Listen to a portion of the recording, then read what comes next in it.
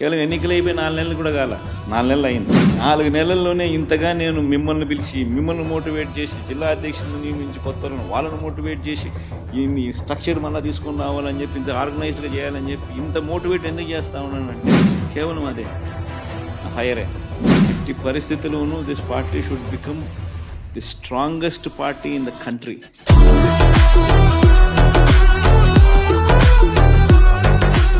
లక్షల మంది మనల్ని ప్రేమించిన కార్యకర్తలు, కోట్ల మంది మనకు అభిమానించే ఓటర్స్, ఇంతమంది అభిమానస్తులు అనుకుంటాం. వీళ్ళందరి కోసం మనం నిలబడాల్సిన అవసరం. అందరికీ మంచి చేయాలని అంటే మనం సీట్లో ఉండగలిగితేనే మంచి చేయాలి.